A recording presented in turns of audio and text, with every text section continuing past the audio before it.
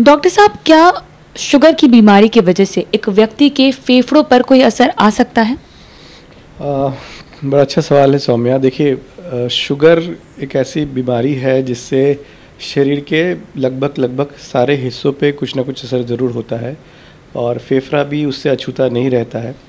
Normally sugar के मरीजों में जो लंग फंक्शन है वो थोड़ा धीरे धीरे डिक्लाइन होता है, तो प्रॉब्ली एक ये कारण है कि शुगर के मरीजों में भी अस्थमा, सीओपीडी, ये सब बीमारियां अक्सर ज़्यादा होती हैं। दूसरा एक ये है कि शुगर के जो मरीज होते हैं उनका इम्यूनिटी जो होता है बाकी मरीजों से कम होता है और शुगर के मरीजों में अक्सर इन्फेक्शन बार बार होने के चांसेस ज़्यादा होते हैं। तो पहला तो एक तो इन्फेक्शन और निमोनिया का रिस्क ज़्यादा होता है। दूसरा, शुगर के पेशेंट्स में ट्यूबरकुलोसिस के रिस्क भी बहुत ज़्यादा हाई होते हैं। ना तो सिर्फ रिस्क हाई होता है बल्कि अगर आपको ट्यूबरकुलोसिस है और आपको शुगर है तो टीबी का मैनेजमेंट में भी हमें डिफ़िकल्टी आती है कि टीबी की दवाइयों को भी जो असर आता है उसमें भी थोड़ा सा समय ज़्यादा लगता है और हमें उसको ज़्यादा लंबे समय तक फॉलोअप करना पड़ता है। तो इन्फेक्शन को एक तो होना, दूसरा इन्फेक्शन को मैनेज करना, दोनों में हमें दिक्कत आती है। शुगर के मरीजों में हो सकता है हमें थोड़ा सी दवाइयाँ लंबे समय तक देनी, एंटीबायोटिक ये सब थोड़ा लंबे समय तक देना पड़ता है, थोड़ा एग्रेसिव ट्रीटमेंट देना पड़ता है। तो डॉक्टर साहब, ये कैसे आइडेंटिफाई कर सकता है एक व्यक्ति की शुगर की जो बीमारी है उसकी बीमारी की वजह से फेफड़ों पर असर जाने लगा है? क्या इसके कोई लक्षण हैं? नहीं, ऐसा नहीं है कि शुगर के वजह से ही कुछ हम ये कहें कि उस पर कोई अलग से लक्षण आता है या कुछ नहीं। बीमारियां तो वही होती हैं जैसे अस्थमा, सीओपीडी या इन्फेक्शन, तो उनकी अपनी इंडिविजुअल सिम्टम्स होंगे।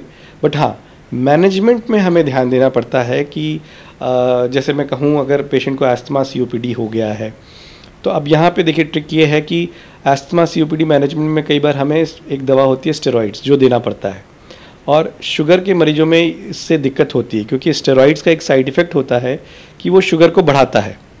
अब हम एक जगह मैनेजमेंट में ऐसी दवा दे रहे हैं जो शुगर बढ़ाएगा और दूसरा उस तरफ उसको ऐसी बीमारी है जिसमें शुगर अपने आप शरीर का बढ़ा हुआ होता है और हमें दवाई देनी होती है उसको कम करने के लिए।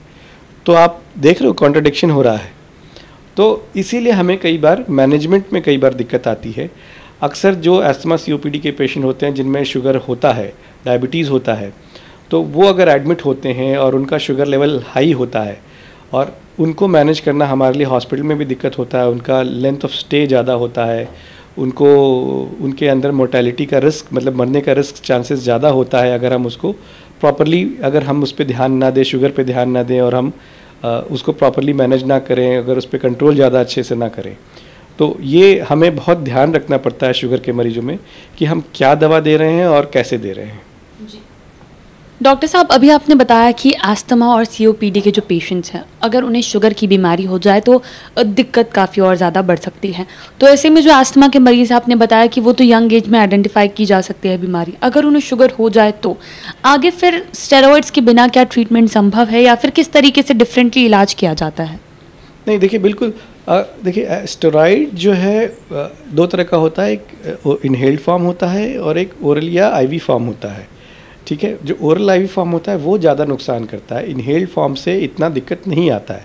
तो मैं अक्सर कई बार वीडियो में कह चुका हूँ कि इनहेलर्स जो है वो मेन ट्रीटमेंट है, वो सबसे अच्छा इलाज है, उनके साइड इफ़ेक्ट्स बहुत कम हैं। अगर मरीज इनहेल्ड फॉर्म को अच्छे से लेगा तो उसको हमें आगे भी मैनेज करने में, उसके शुगर को भी मैनेज करने में इतनी दिक्कत नहीं आती है।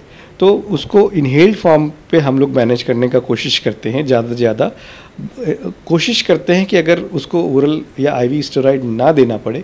हमारा पहला टारगेट ये रहता है कि ओरल अगर एकदम सीवियर एक्सर्बेशन है तो हमारे पास कोई ऑप्शन नहीं होता, बट अगर नॉर्मल है या कहीं भी थोड़ा सा हम लोग का टारगेट रहता है कि हम उसको कम से कम ओरल या आईवी स्टेरॉइड दें और उसको इनहेल्ड फॉर्म पे ज़्यादा रखें और उस पर मैनेज करने की कोशिश ज़्यादा करें उसको। डॉक्टर साहब, अभी आपने बताया कि जब तक चीज़ें एक्सट्रीम नहीं हो जाती तब तक स्टेरॉइड्स नहीं दिए जाते, ये कोशिश रहती है। तो स्टेरॉइड्स देने की नौबत आखिरकार कब आती है?